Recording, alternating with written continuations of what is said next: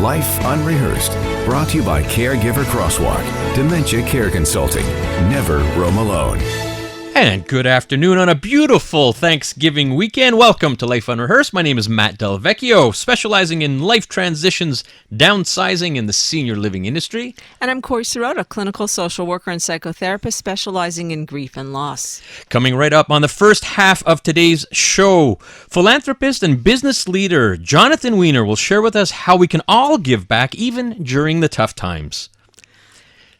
Talking about giving back a little bit. There's lots we want to talk about today, but tell me about the golf tournament, Matt. Very blessed. Last week I mentioned on air that there was a big fundraiser for Nova West Island over at the Beaconsfield Golf Course with my golfing partner, none other than CJD's Andrew Carter, and we had a good time. Great guy and very supportive of the event, so thank you, Andrew, and thank you to all the folks at Nova West Island and all the volunteers that helped out raising some money for such a great cause. Very proud to be able to participate in that one. Corey, we talk about grateful. What do we have coming up on the second half? So I was going to say we have a full plate of turkey. We have a full plate of grateful. So we're going to talk about what are you grateful for and how do you demonstrate it. We're also going to talk about feedback from a lot of our listeners. So please text us at 514-800 if you want to let us know either how you show gratitude or what you're grateful for. We're also going to talk about how gratitude increases your happiness. All that and more coming up after the 4:30 news. Yeah, that's looking forward to that. We already put that out on our Life Unrehearsed Facebook page this week, and we've got a ton of feedback. Looking forward to that after the 4:30 news, as Corey mentioned. All right.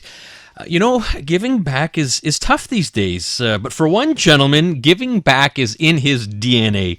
Jonathan Wener is a highly regarded Canadian business leader and philanthropist. He founded Montreal-based Canderel Group in 1975, and Canderel, of course, is a national innovator in real estate investment, development, and management. And as a prominent philanthropist, Mr. Wener is a passionate contributor, we'll get this out, to the arts, education, and healthcare. He's the chair of several major fundraising campaigns, and he spearheads the Défi Canderel, which has raised over $17 million to date for cancer research. He also serves as the chancellor of Concordia University, and Mr. Wener is the recipient of several prestigious awards, including the Order of Canada, the Queen Elizabeth II Diamond Jubilee Medal, and Samuel Bronfman Medal, and in 2018 he became a member of the Order of Montreal. Mr. Wener, welcome to Life Unrehearsed. Oh, thank you, Matt. It's a pleasure to be here, and what a gorgeous day to be with you. Well, thank you for taking some time on a Sunday. We know you're a busy man. Let's set the stage. Just love your story, Mr. Wener. Can you give us a brief history of your early days starting up Canderel, I believe, in the 70s, to where the company has grown today? Yeah, in 1975, I was with a company called First Quebec Corporation, 25 years old and a vice president, and wanted to participate in equity, really wasn't interested in the salary. And long story short, I had $5,000 in the bank, had to borrow 10, put down a deposit to buy a building, which interestingly, I renovated and developed for Concordia, or Sir George Williams when I was there, which was the Karma Coffee House. And by 1975, I think that happened in 1970, by 75, the university had outgrown it, and I got a call saying, would you like to buy it? And I said, wow, that would be great. Just before, 2 weeks before closing, I had leased it to a restaurateur, and he said to me, look, I'd really rather own it than lease it. What if I give you a $50,000 profit? And I took it gladly, and leveraged that up to do several other transactions. And in 1980, when I had gone completely on my own and left First Quebec, I got a call from Concordia, a young lady asking me if I would give $10,000 for the McConnell library. And I said, no. She said, well, wait a minute. I thought you loved Concordia. I said, well, I do, but you asked for the wrong amount. So she said, well, how much will you give us? I said, $100,000. Wow. And she just about fell off her chair. And she said, well, why would you do that if I only asked you for 10? And I said, well, long story short, 5 years ago, I made $50,000 from my sale of something I bought from the university, and I'm giving it back to you twofold. So she said, thank you very much. And that was the beginning of my major donations to Concordia. I was going to say the beginning is right. And by the way, I almost just fell off my chair from that story. Mr. Wener, so you are obviously incredibly well-versed in the whole real estate investment, development, et cetera, et cetera. What, or could you comment about real estate and property managers? How is that affected by this pandemic? Well, I have to tell you, I spent the morning looking at properties for my daughter, and in the plateau, and in other sectors of Montreal, and I couldn't quite believe what's gone on, because on a macroeconomic basis, one would think that property values would be down, and that there'd be a glut of listings on the market. Well, it's quite the contrary. There's very few to select from, and the prices are at full asking. So one has to ask yourself why. And the only reason I can really give is that at today's interest rate, sub 2%, housing is very affordable for many people, where at 4, 5, 10%, it wasn't. And so when you think back to how long ago it was 8 or 9, 10%, and today under 2 to borrow for the equity you need for a home, or the loan that you need to top off your equity, it is obviously doing very well. On the commercial side, shopping centers and retail are having their challenges.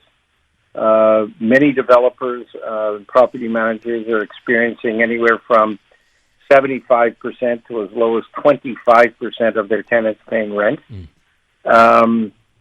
even though it's leased.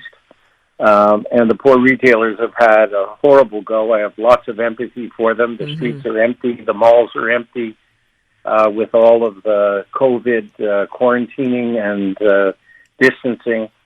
So they've had a rough time. Residential is doing quite well.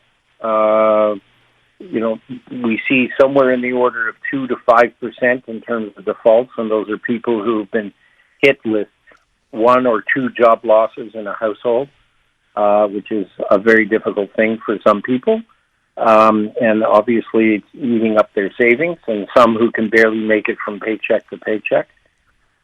Industrial is doing extremely well because of the amount of distribution and logistics that is required in the perimeter of our major cities. Office, it's not clear. There are many people who said, I don't need offices anymore. I'm going to have my folks work from home. True. I think sociologically that's not tested, and it's a overreaction. It's the movement of the pendulum all the way to the left or right from where it was.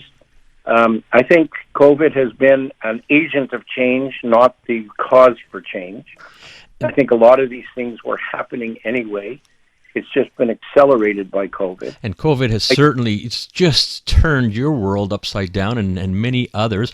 And Mr. Wener, one of the biggest benefits that you're bringing to the table. Obviously, it's clear from the real estate perspective and property management, but we, I think, can learn so much more about your philosophy about giving back, and a true Montreal philanthropist that Montrealers are very proud of. And we're going to hear about more of the importance of giving back, and we're going to talk about one of your pride and joys as well.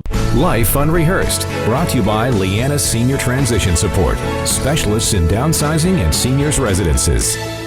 Welcome back to Life Unrehearsed. I'm Corey Sirota, along with my co-host Matt Del Vecchio, and we are talking to philanthropist and business leader Jonathan Wener. Mr. Wener, you're unbelievable. You really do it all. We talked right before we went out to traffic about your role and your commitment to philanthropy. Can you tell us why you believe it's so important to donate, especially during these difficult times? Well, Corey, I think we're all very fortunate, and for those who aren't, there's a need to take care of them and to give back. I was brought up with that principle. I learned it at a very young age. My wife, Susan, and my family have supported me in my thrust to be supportive in as many ways as I can. I would say in the last few years, I've given up pretty close to half my day to different philanthropic endeavors. And I think that you live a better life. It gives you a chance to be grateful, which I know is a theme for you, and it provides a lot of happiness and satisfaction. It's amazing that you say that, and it was a great segue into our second half, because as we talk to more and more people, we hear exactly that. It's wonderful what you're doing, but you're grateful for what you're doing as well, and you just don't walk the walk you don't talk the talk. You walk the walk with so many fundraising campaigns that you get involved in. The Concordia Comprehensive Fundraising Campaign, Federation CGA, which we're going to talk about in a bit. But one that's very dear to your heart is the Défi Canderel. Can you tell us a little bit about that, please? Yeah. Over 31 years ago, my wife contracted her first bout of cancer. And I was by her bedside, and as you may often get accused of, Matt, men are known to be fixers. They always want to fix it. It's so true. They don't want to talk about it. They want to get it fixed. And I asked the doctor, what kind of equipment could I get? What could help? And he said, there's nothing that money can buy that you can do for your wife. But the one thing you can do is find a way to support research to get rid of this ugly disease. And we had been thinking about doing a run. And in honor of Susan and her struggle and her resilience, even with a second bout 5 years later, and she wrote a book about resilience, we started the Défi Canderel. And it was a fun run, and still is. I'm going to correct you on one thing. It's not 17 million; it's 20 million now. Oh, right. Wow. That's a good correction. And I'll tell you a little bit about this year, because it's a fun run, and basically where we challenge other businesses in the downtown core and around Montreal to show their corporate commitment to helping to run cancer out of town. Mm-hmm. And this year was, last year was our 30th, and we had a fantastic year of 2.5 million, having started at $250,000 30 years ago. This year, we were very trepidatious about going out altogether, thinking about people who were hurting and sitting at home, and then we finally talked ourselves into going forward and using Zoom and other techniques to just stay in touch. And it was amazing to us, the reaction.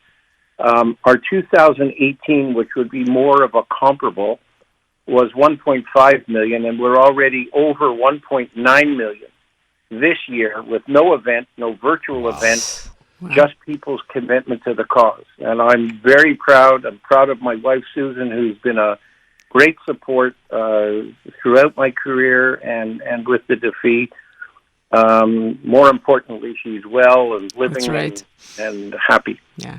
So that's philanthropist and business leader Jonathan Wener, and now it's my turn to pick your brain, because I am part of, we all have our causes. I'm part of the Myra's Kids Foundation. I run a free camp for bereaved children ages 6 to 17, and I know how difficult it is to get donations at any time, and particularly this particular year. So what's your secret weapon? How are you able to raise funds in a time of social isolation? Well, I have to say to you, and it's just as true for Federation, where we doing a 2-year campaign plus an emergency campaign, which normally an annual campaign would be 30 million. So we chose to go for 100 million, and we're already in 13 weeks at 65. The fact is that people are showing a tremendous amount of empathy for the pain and the suffering of other people during this period, more than in years past. And it's amazing to see. I'm a vice president of the Children's Campaign, and people talk about how they're also the Montreal Museum of Fine Arts.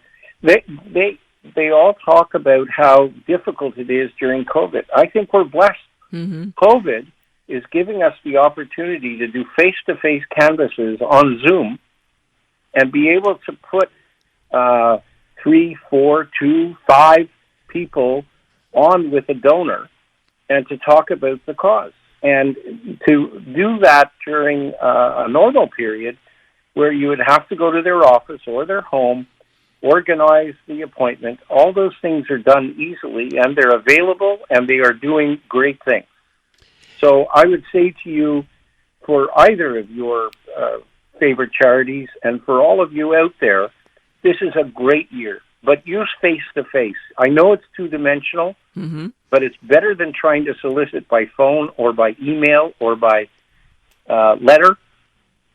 It's far more efficient. You can do 5 or 6 canvases in a single day, and you can get a lot done. It's philanthropist and business leader Jonathan Wener. Thank you so much for sharing your wisdom. It goes to show, despite difficult times, I think you mentioned when we talked earlier on, you had 15 Zoom calls doing canvassing and soliciting, and good on you. And I think all of us can learn from your philanthropic efforts. Thank you so much. A quick shout out for the Défi Canderel. How could people find out more about that specific one? They go to Défi Canderel, DEFI, Canderel, CANDEREL.com. All right. Thank you very much. Thank you both. Thank you. All right. Corey, what do we have coming up? Well, what are you grateful for? In celebration of Thanksgiving, we want to hear from you. Text us at 514-800. Share your thoughts with us, and we'll share our thoughts with you about why gratitude can lead to a happier life. That's coming up after the 4:30 news.